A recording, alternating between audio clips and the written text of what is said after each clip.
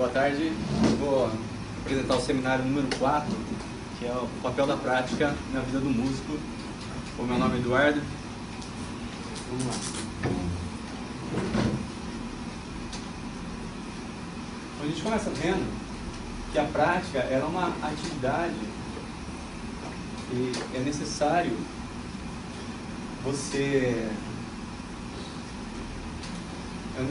é uma habilidade que você tem que trabalhar para adquirir.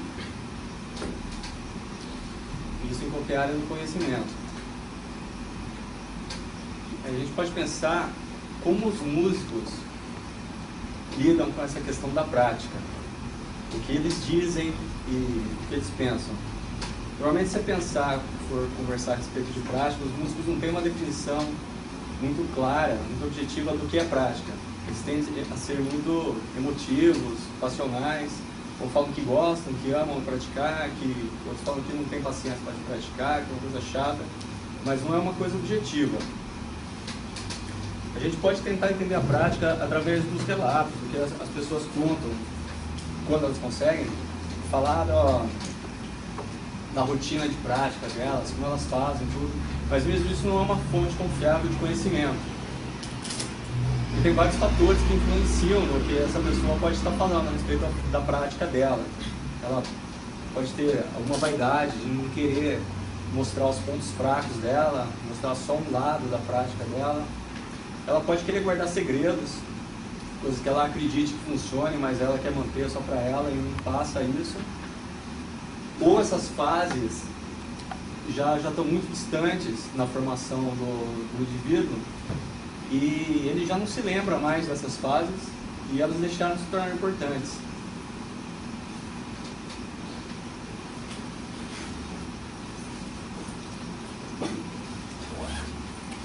Atualmente, a prática do músico, ela costuma ser uma coisa solitária, né? Normalmente ele procura um lugar que seja tranquilo, que evite perturbação. E é uma coisa solitária. Por outro lado, também nem sempre para quem não está praticando, ou até para quem está praticando, é uma coisa agradável de ficar ouvindo, né? Porque você vai tocar, normalmente você fica repetindo o trecho várias vezes. Você vai estudar harmônico no saxofone, ou nota aguda no trompete ou na flauta. Então esse é um motivo também de ser uma coisa isolada. E hoje as pessoas têm condições de, principalmente nas sociedades mais industrializadas, de ter um espaço preparado para isso, isolado acusticamente, ou você usar instrumentos eletrônicos que te permitem estudar em qualquer horário, poder estudar no hotel quando você está viajando e tal.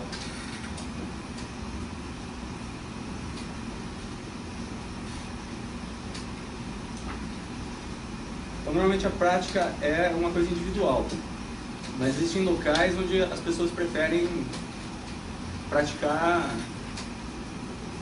não é em conjunto, porque cada um está fazendo a sua prática, mas em várias pessoas. Por exemplo, eu vou dar o exemplo do Conservatório de Havana, onde as pessoas estudam no jardim. É até uma coisa que acontece, não sei se ainda acontece, mas acontecia muito na Itatuí.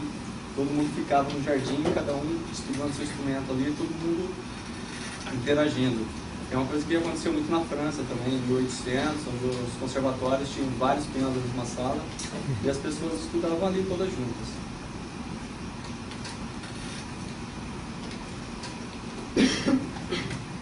As práticas elas costumam ser diferentes para cada indivíduo, né? Não é todo mundo que pratica do mesmo jeito, mesmo que seja o mesmo repertório.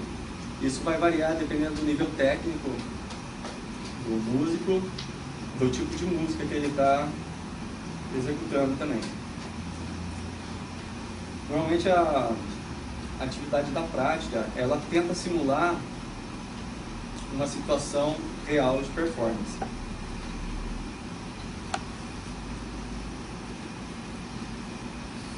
Aí, para a gente saber exatamente o que é a prática num determinado domínio do conhecimento, a gente tem identificado todas aquelas atividades que as pessoas que já chegaram no nível mais elevado consideram que seja prática. Porque tem várias coisas que às vezes a gente não considera prática. Por exemplo, ler um livro de cognição musical, analisar uma partitura, ouvir um disco. A gente tem que saber se isso é prática ou não é. Normalmente a gente considera que não é, né?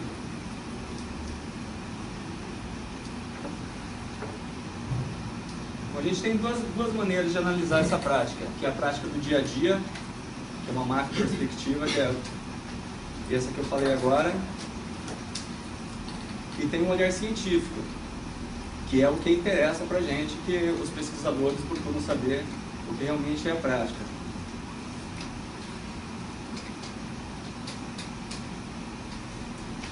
Então eu comecei com a definição, que é a definição que está no livro.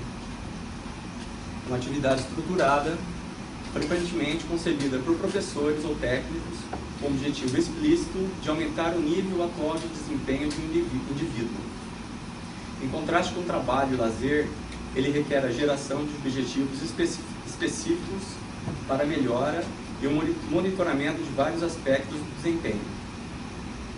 Além disso, a prática deliberada envolve tentar ultrapassar os limites anteriores, o que requer concentração total e esforço.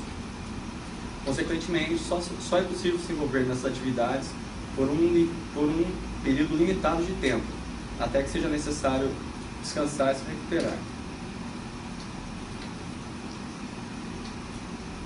Então, os tipos de prática, né? Informal e formal. A formal é o que a gente vai ver agora. E essa prática exige, como a definição falou, objetivo. Você tem que ter um foco daquilo que você vai fazer. Você tem que estar concentrado naquilo, mas aquilo também precisa ter uma resposta. Você precisa ter um feedback daquilo que você vai realizar.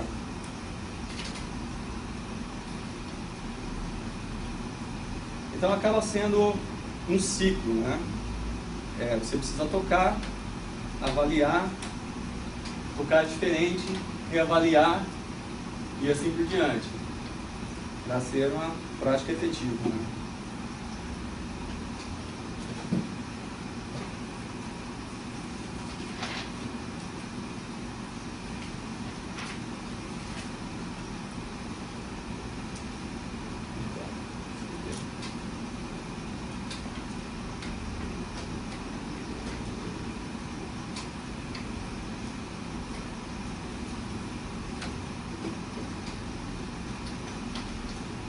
Quando eu falo de prática, ela é diferente do trabalho e do lazer.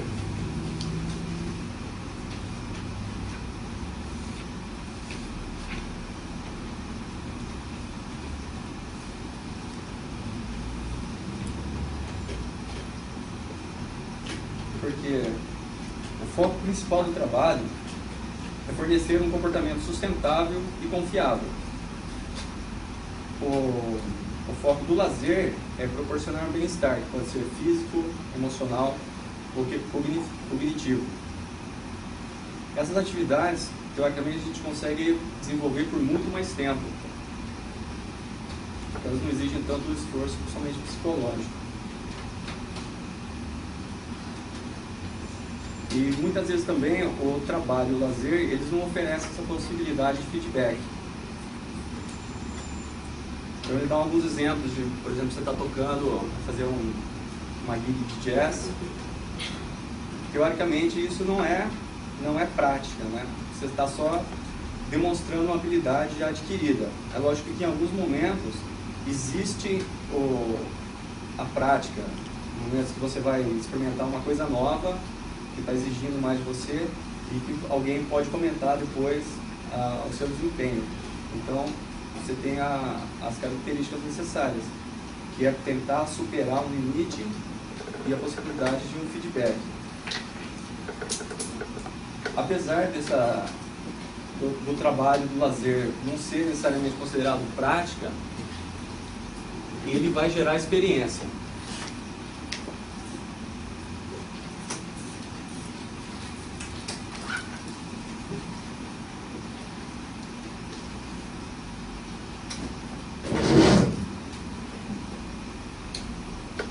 A gente tem o próximo tópico, que é a estrutura por trás do comportamento especializado. Muitas vezes a pessoa acredita que praticar é simplesmente conseguir tocar. A gente tem a ideia que vou praticar para conseguir tocar uma peça inteira, uma música inteira, fazer um solo inteiro. É isso também, mas não é só isso, né? Por exemplo, você pode conseguir tocar alguma coisa e isso não significa que você é um músico. Você pode conseguir tocar do ré mi fá no piano, você não vai ser um pianista. Da mesma maneira que você pode falar algumas palavras em outra língua que você nem sabe o que está falando, não quer dizer que você tem domínio daquela língua também.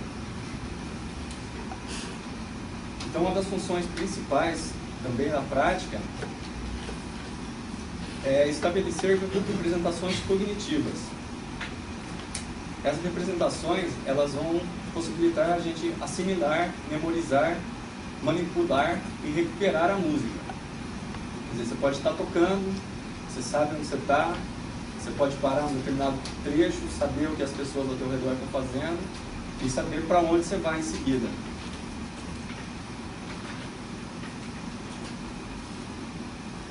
Essas representações, elas são necessárias para uma transferência de habilidade. Você toca uma peça de um nível e essas habilidades que você adquire, você vai usar dentro daquele nível. Então você tem que sempre estar se esforçando para fazer coisas mais difíceis que estão fora do seu campo de habilidade para representar a prática. Isso não fica tocando sempre no mesmo nível de habilidade.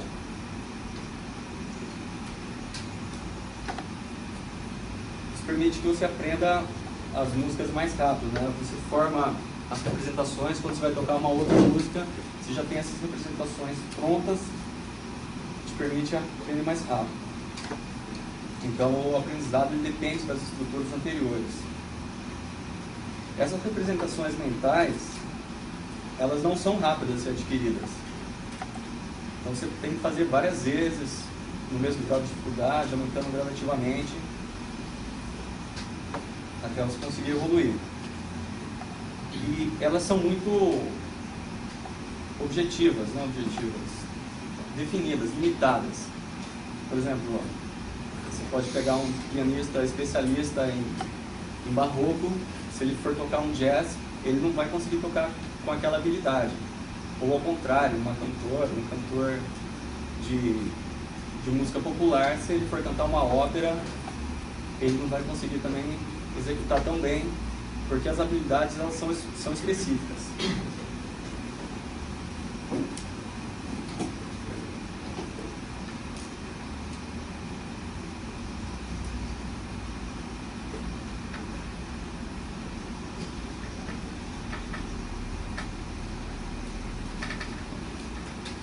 Os músicos que já estão mais proficientes, eles conseguem então executar as peças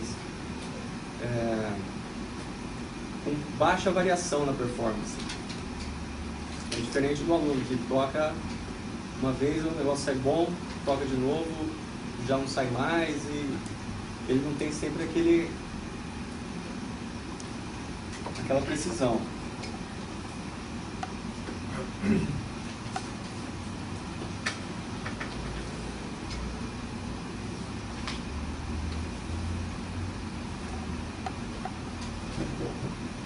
Bom, a música é uma atividade, assim como outras no cotidiano das pessoas.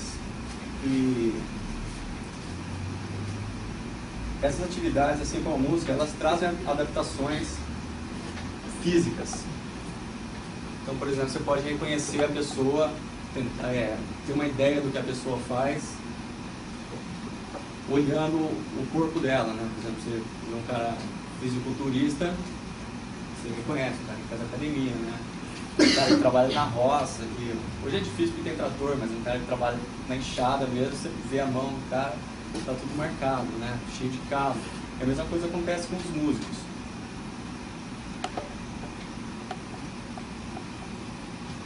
Tem várias características que são bem evidentes. Quando você pega um trompetista, às vezes ele está com a boca marcada, um instrumentista de corda tem calos nas mãos também. E essas características elas podem ser bem evidentes ou não. Por exemplo,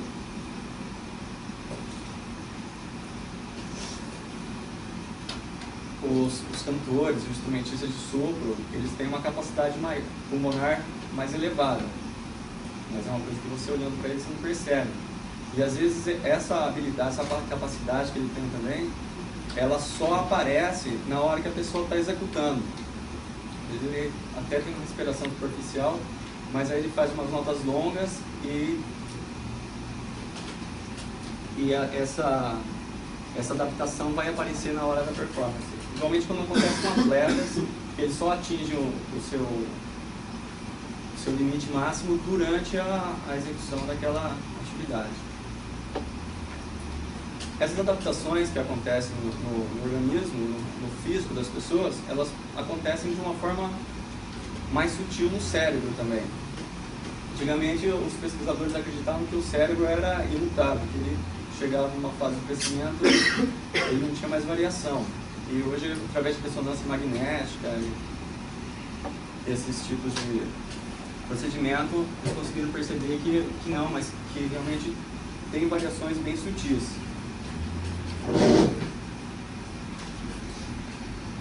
Eles puderam verificar que, em uma pesquisa com instrumentistas de cordas, que as regiões do cérebro que comandam a mão esquerda, elas apresentam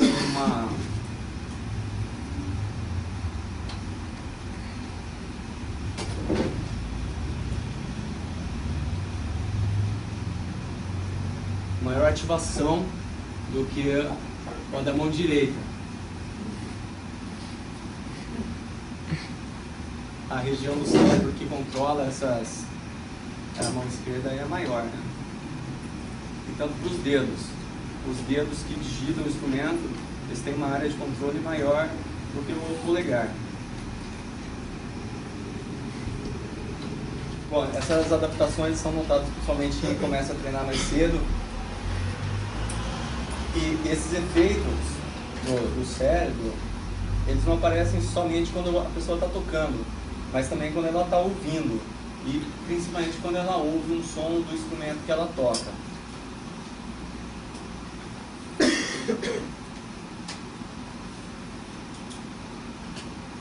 Bom, então o treino e a prática, eles levam a mudanças no cérebro a um longo prazo, sutis, mas essas mudanças ocorrem não só entre os músicos, e acontecem entre as populações também.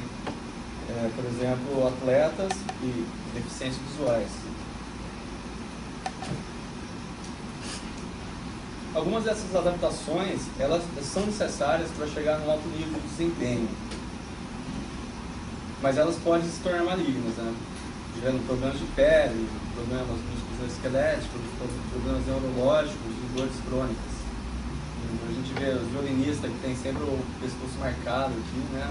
Então não deve ser muito gostoso. Tendinite.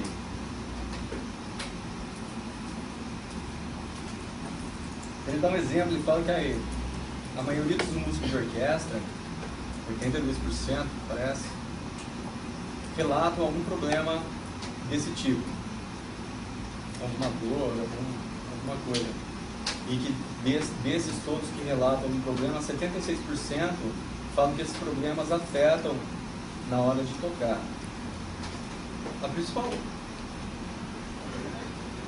problema apresentado é a perda auditiva e a ansiedade. Mas também tem outros problemas que são gerados pelo design do instrumento ou pela técnica que você usa para tocar. Isso pode gerar desconforto também.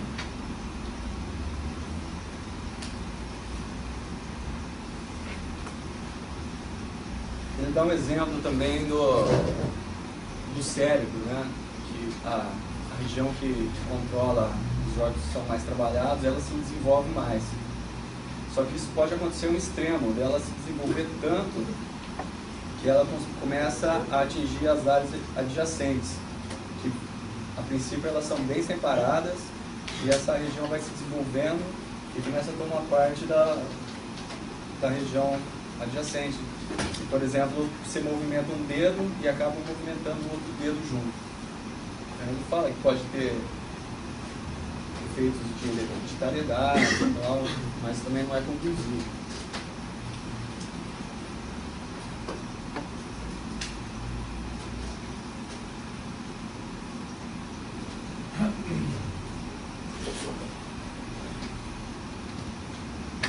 adaptações perceptivas e psicomotoras. Os músicos, eles desenvolvem uma discriminação tanto de frequência quanto de sonoridade, de volume, mais apurados do que as outras pessoas. Mas, como eu já falei antes, essas habilidades elas são muito específicas e acabam não servindo para outras coisas, por exemplo, para fala, né? E acaba servindo só para aquilo lá mesmo, para usar em música. Aí ele fala que, por exemplo, o músico que toca um instrumento que necessita uma afinação mais apurada, ele acaba desenvolvendo mais essa parte da frequência, da altura. E percussionistas, por exemplo, desenvolvem mais a parte do tempo, dos ritmos. Tá? Algumas pesquisas que eles fizeram com pianistas e ver que os pianistas mais preparados, mais proficientes, eles têm habilidade para até bater a mão assim mais rápido e mais no tempo certo do que pessoas que não tocam bem ou pessoas que não sejam músicos. Além de ter uma habilidade tátil bem mais desenvolvida, mas que também só serve para usar naquela atividade. Acredito que isso uma pergunta que sempre fazem, né? Você toca piano, então você digita super rápido, né? Então acho que não, né? A não ser que você digite bem, aí tudo bem, aí você pode, numa hora, fazer essa transferência de habilidades. Mas a princípio não, a habilidade você adquire tocando o teclado, você não vai digitar mais rápido, do mesmo jeito que quem digita super bem não toca piano.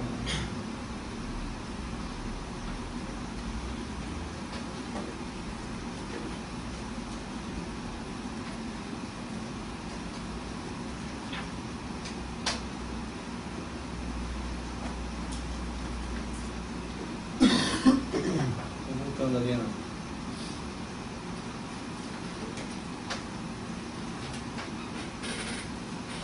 Bom, a quantidade de prática.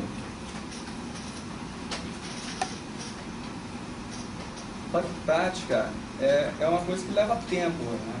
Aprender é uma coisa que leva tempo. Então, por isso que é necessário muito tempo de prática. Principalmente quando você precisa de habilidades motoras.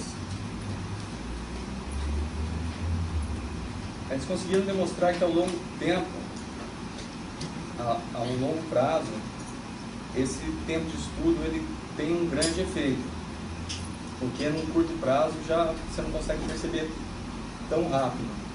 Você precisa ter um período de tempo muito grande para poder fazer essa observação. Ele diz assim: apesar do tempo de prática ser eficaz a longo prazo, não é um indicativo de execução, de boa execução a um curto prazo, mas sim o tempo gasto em uma determinada fase da prática. A curto prazo, o que importa mais é a fase da prática que você vai se ater. Eu vou falar depois. Então, a mera duração da prática não pode ser usada independentemente de uma análise mais detalhada da qualidade da prática, quando se trata de curto prazo.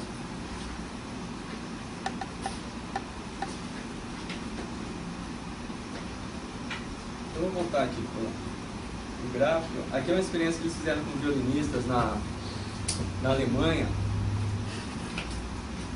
onde eles experimentaram 30 violinistas.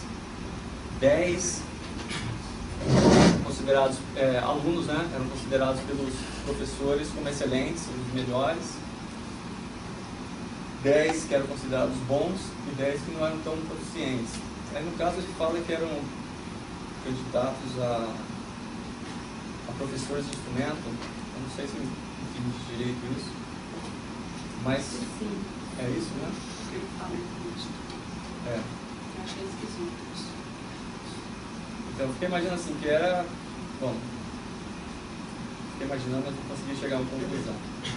Se pensar que os menos bons eram os candidatos a professores, né?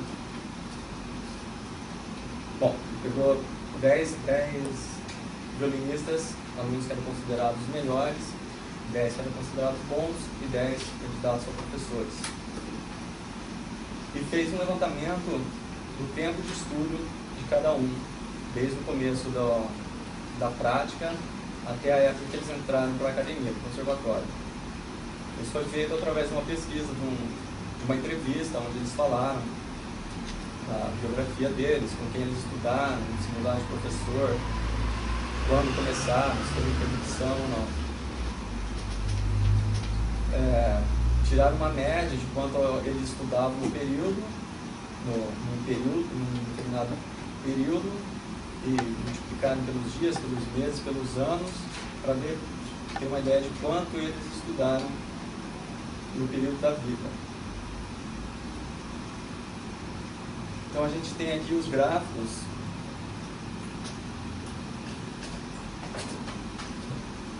A primeira linha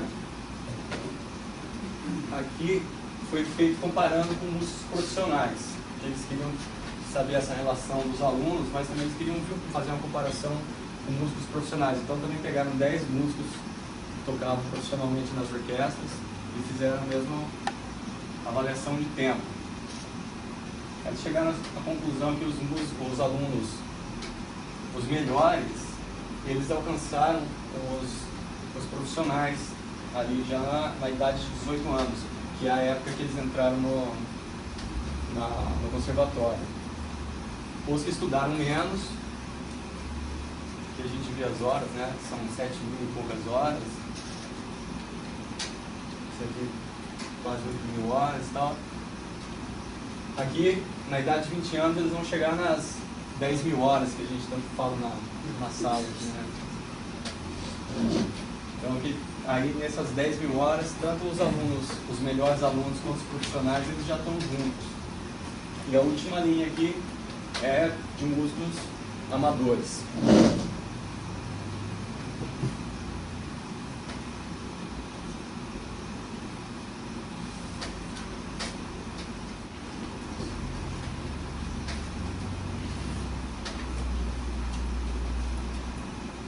Bom, eu falei que esse tempo foi estimado, né? Muitos pesquisadores também meio discordam desses valores, porque as pessoas não estudaram sempre no mesmo período. Quem está começando não consegue estudar ao mesmo tempo, quem já é profissional.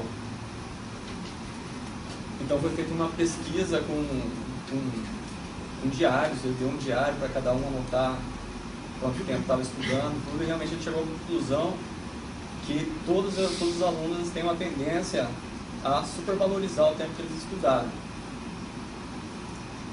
Mas mesmo assim, eu acho que é válido esse tipo de pesquisa.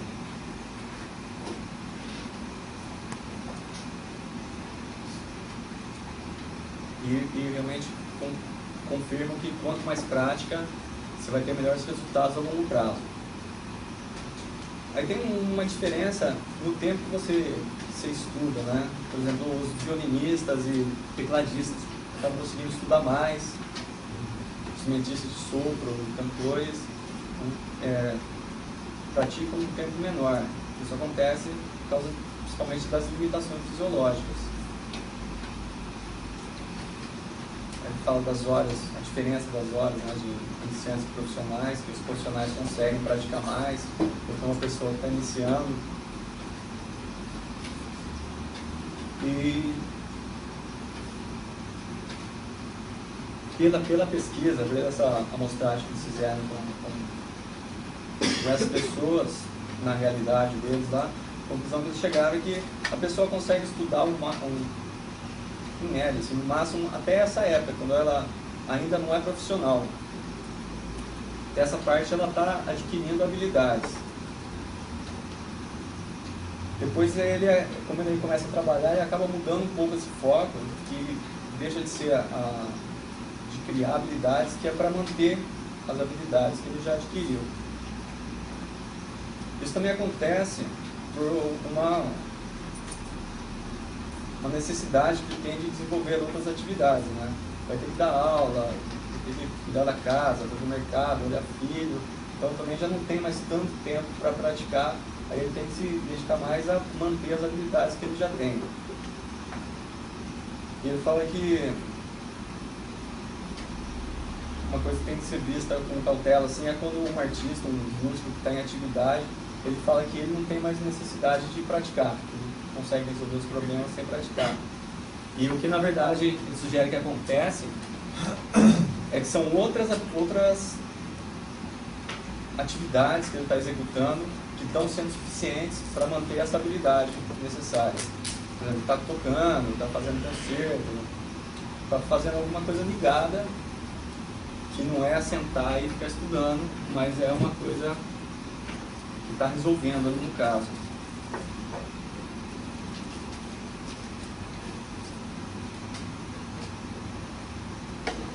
Aí ele fala dos problemas da idade, com a idade mais avançada, o músico já tem que começar a trabalhar contra os problemas da idade, os efeitos negativos da idade, né? Então ele sugere algumas coisas, como tocar peças mais lentas, mas também ele fala que as pessoas que continuam praticando, eles conseguem retardar esses efeitos negativos da idade. E até mesmo eles conseguiram descobrir que as habilidades musicais, elas acabaram decaindo menos de que outras habilidades cognitivas não musicais.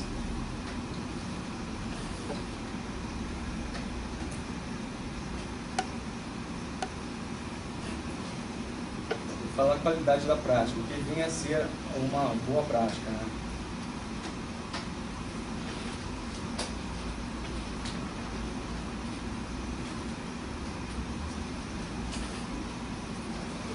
Fala que ao longo da vida a gente vai tendo muita informação, muita experiência.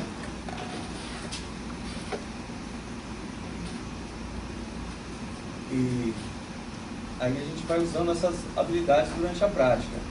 Às vezes a gente tem uma receita de prática que a gente faz certinho, do jeitinho que está escrito ali, e ela praticamente não tem resultado. Ou você segue um outro comportamento também, e estuda tudo certinho e nada acontece, né? Eu falo que isso pode ser porque, apesar de você estar fazendo o que o programa está pedindo ali, o exercício e tudo, mas você não está pensando naquele negócio, você não está com foco naquele exercício. Eu tenho o exemplo de tocar lento, né? Às vezes você vai tocar uma coisa mais lenta, mas você simplesmente toca mais lenta e, como está mais lento, você acaba não prestando atenção, não pensando no que vem seguinte, na nota que vai vir e tal. Então acaba não servindo para nada. Por exemplo, no saxofone, uma coisa que é muito falada, instrumento de sopro, é de estudar nota longa. Mas se você simplesmente for estudar uma nota longa, sem pensar para que você está estudando aquilo lá, não vai servir para nada, só para te deixar com a boca cansada. E aí, você vai estudar no talão, você tem que ter um foco, né? As fases da prática lá. Então você pode pensar, vou estudar sonoridade. Aí você toca e presta atenção na sonoridade, se é aquilo que você quer, se você está mantendo a afinação. Mas tem que ter um pensamento específico para aquilo ali que você está fazendo.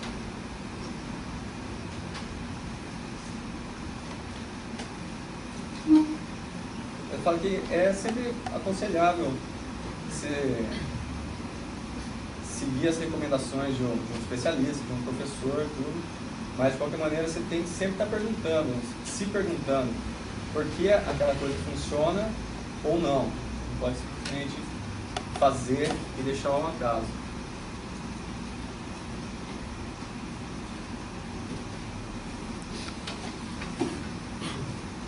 Mesmo quando a gente tem a intenção de trabalhar com atenção, com eficiência, tudo poder praticar assim, às vezes a gente não consegue chegar aos nossos objetivos, né? A gente acaba falhando na hora de ver os resultados, a gente não sabe resolver alguns problemas, ou então a gente acaba ficando muito cansado ou muito nervoso para manter a atenção. Então tem muitos fatores que influenciam na qualidade da prática. Esses fatores podem ser tanto pessoais quanto inerentes à prática. Os fatores pessoais seriam a idade, a maturidade, a motivação, personalidade, os fatores socioeconômicos e educacionais e o estado psicológico, cansado, fome, nervoso, apresentando um seminário, e os inerentes à prática, que é o tempo que você estudou, a duração do tempo, a distribuição desse estudo e as estratégias que você usou para resolver os problemas.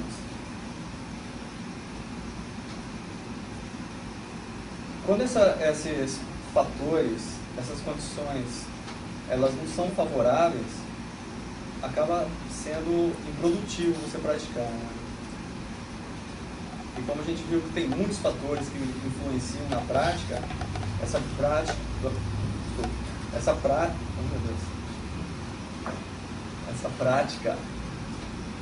acaba diferenciando muito de uma pessoa para outra.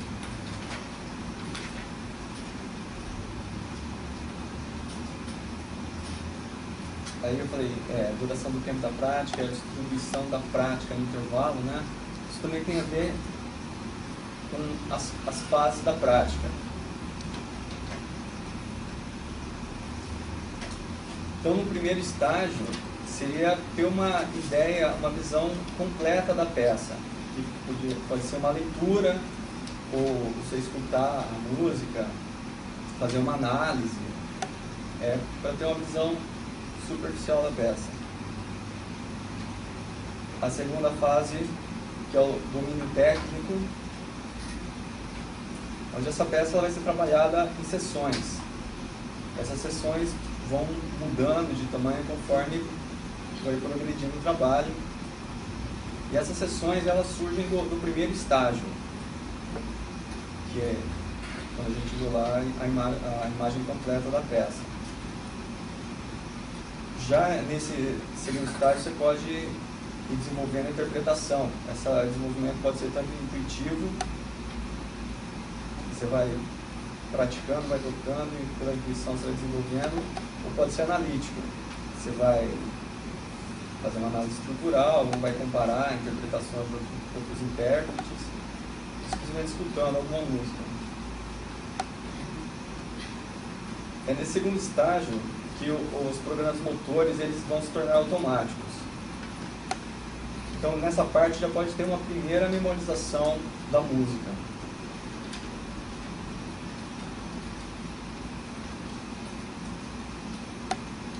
Eu acho que esse segundo estágio é o estágio que a gente está na hora que vem apresentar aqui o seminário. No terceiro estágio é onde a performance já é trabalhada.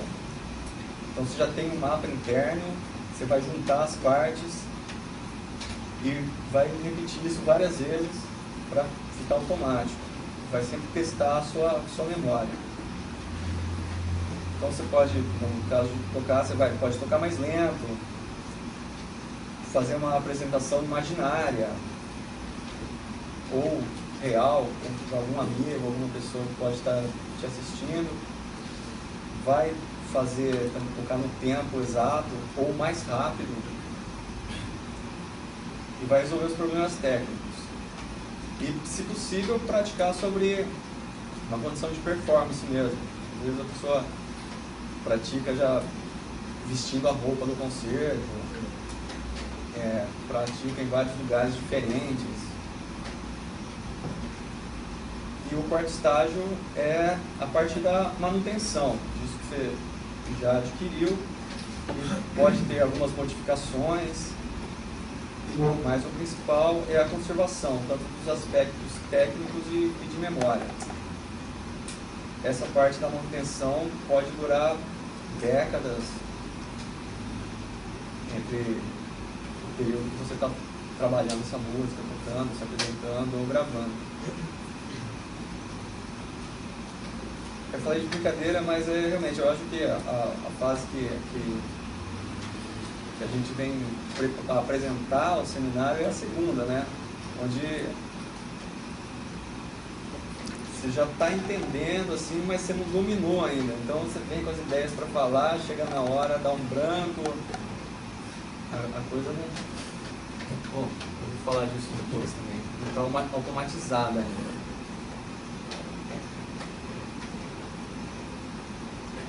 Autorregulação. Praticar é uma coisa que precisa ser aprendida.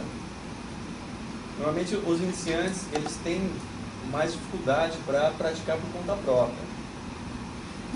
Então normalmente você pode ter um procedimento todo escrito. Estuda primeiro escala, depois arpejo, depois frase. Então tem uma estrutura escrita para o iniciante que não consegue fazer isso por conta própria. É uma coisa que a música tem diferente dos esportes, porque no esporte normalmente você vai praticar sempre tem um técnico te auxiliando, falar agora dá uma volta no campo, agora faz agachamento, agora...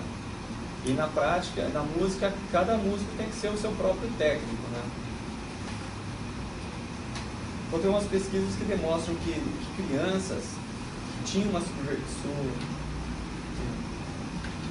supervisão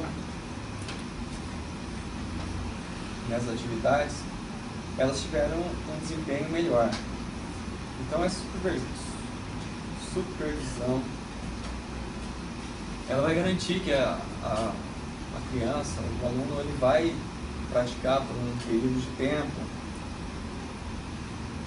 ele vai fornecer os objetivos que a criança tem que atingir e também vai avaliar. Não necessariamente precisa ser um professor, pode ser um pai que está junto ali, incentivando a criança a praticar,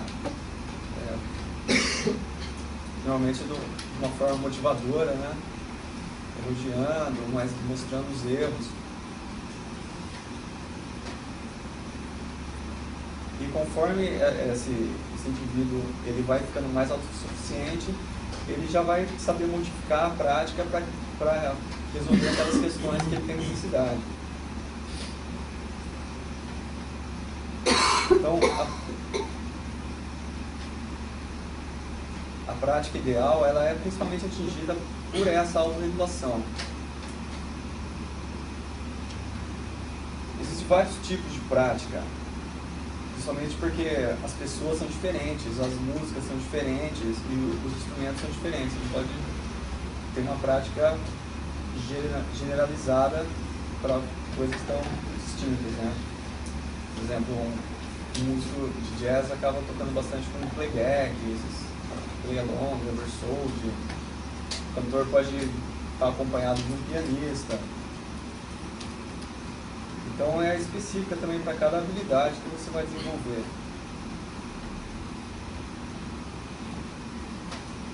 Tem a questão da motivação também. Às vezes a criança ela não gosta daquela peça que ela está tocando, então ela toca tudo de qualquer jeito, sem interesse.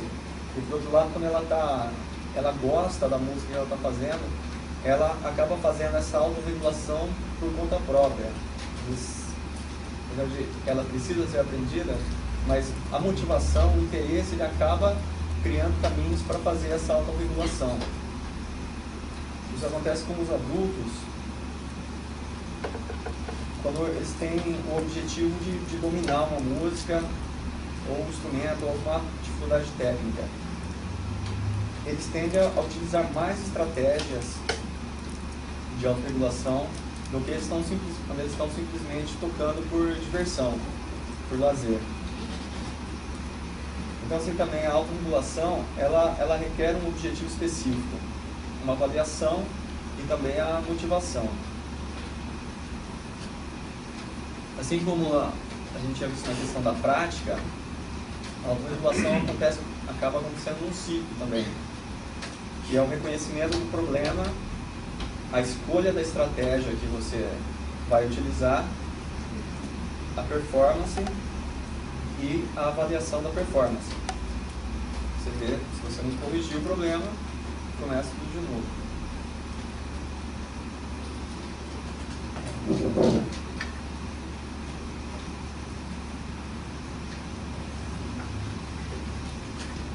Vamos falar de ensaio ou prática mental.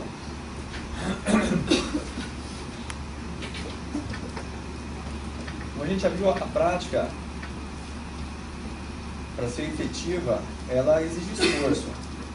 E quando você está cansado, você vai cometer erros e essa prática vai acabar se tornando ineficaz. Então ele sugere que a gente divida a prática em sessões, em vez de sentar de manhã e ficar o dia inteiro praticando. Você vai sempre intercalando. Pratica um período, vai fazer uma atividade diferente, ou descansa, alguma coisa assim. Somente descansar, porque durante o sono é que se dá o processo de aprendizado, que é essencial para a formação da memória.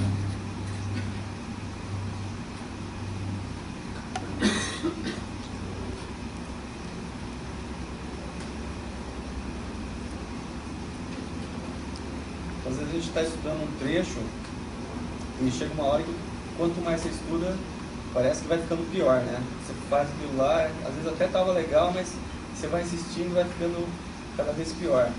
Isso acontece porque chega uma hora que o cérebro está tão cansado que ele já não consegue mais distinguir as informações, o que é certo, o que é errado. Aí nessa hora você tem que parar e mudar o foco daquilo que você está fazendo.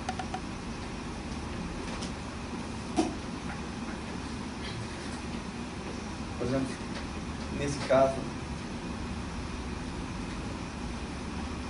que você já está com o cérebro cansado, não. Mas quando você está com o cérebro descansado, aí sim você pode usar a prática mental.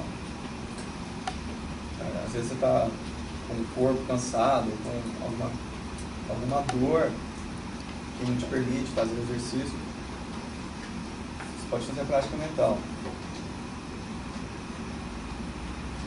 Isso da prática mental acontece porque mesmo quando você não está fazendo a parte motora do exercício, ou simplesmente quando você está pensando em música, em termos de som, aquelas regiões do cérebro que são responsáveis por essas áreas, elas também são ativadas, tanto quanto se você estivesse realizando a atividade.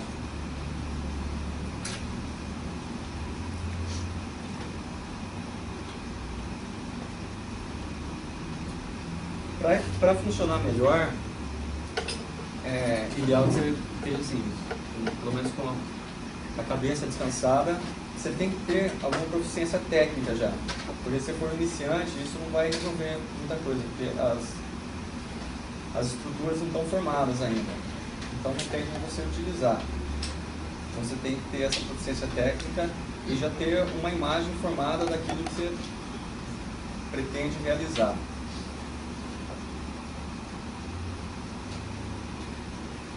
Tem umas pesquisas que mostram que esse ensaio mental ele tem um resultado melhor se você fizer alguma atividade motora junto. Isso fortalece a criação de estruturas.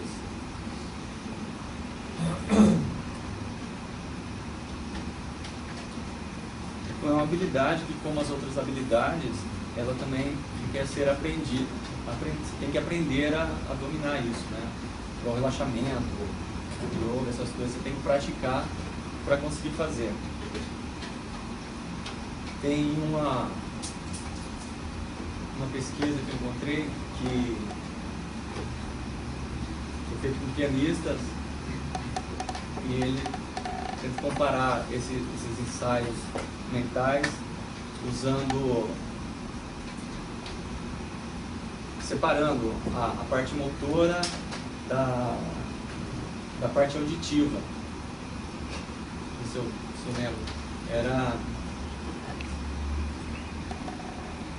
ele dava uns trechos escritos de música para a pessoa praticar, só que estava sempre faltando uma dessas qualidades, que ou era o som ou era a parte mecânica. Então ele tinha o teclado, até o piano, foi feito com pianistas, né? Ele tinha a partitura, aí ele podia dedilhar, digitar tudo, mas ele não tinha o referencial sonoro. Ou então ele tinha a partitura e tinha a gravação daquilo que ele estava lendo. E daí eles chegaram à conclusão que os que fizeram com a parte motora, eles conseguiram ter um sucesso melhor do que aqueles que só tiveram a parte auditiva, além da parte escrita. Também sugerem que para isso funcionar bem, a pessoa tem que ter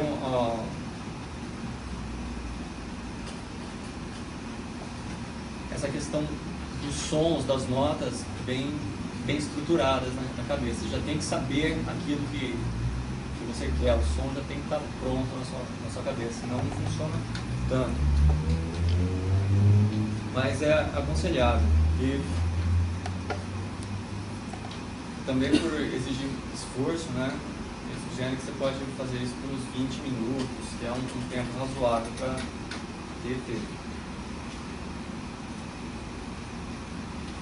É automatismo. Normalmente se concorda que há 3 fases no desenvolvimento das habilidades. Que seria a fase cognitiva, a fase associativa e a fase autônoma. Então, na fase cognitiva, a pessoa está simplesmente tentando entender os requisitos da tarefa. Nessa fase, ele está aprendendo essa tarefa e tem baixos níveis de proficiência. Então, o desempenho normalmente ele é lento e é impreciso. Já na parte associativa, ele já tem uma compreensão completa dos requisitos dessa tarefa. Então o desempenho já melhora. A proficiência aumenta, mas ainda você está usando uma grande capacidade de processamento da memória. Então você ainda tem que pensar um pouco naquilo que você está fazendo. Até chegar na fase autônoma, né? Autônoma, que é o último passo do desenvolvimento. Nessa fase, o desempenho já atingiu um nível que a atividade parece ser fácil. Então, o desempenho é quase sempre preciso e mesmo a prática, quando você está nessa fase, a prática ela já adiciona poucas melhorias. A atividade parece ser realizada automaticamente e a necessidade cognitiva é baixa. Então, quer dizer que você tem capacidade de pensar em outras coisas. Por exemplo, para tocar coisas rápidas, ornamentos, essas coisas. Se eles já estiverem nessa fase autônoma, você pode tocar tranquilamente e focalizar sua atenção para partes da apresentação, por exemplo. Trabalhar a ansiedade ou prestar atenção em outros colegas que estão tocando, tocar mais junto, prestar até mais atenção no maestro, escutar melhor os outros. Você não está tão focalizado nessa parte técnica, que já está no automatismo.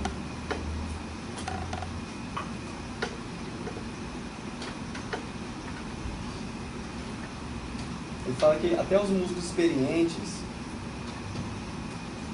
que já estão nessa fase do automatismo, quando eles mudam o foco da sua atenção para coisas mais técnicas, a performance cai. E quando eles deixam tudo no automático, a execução melhora.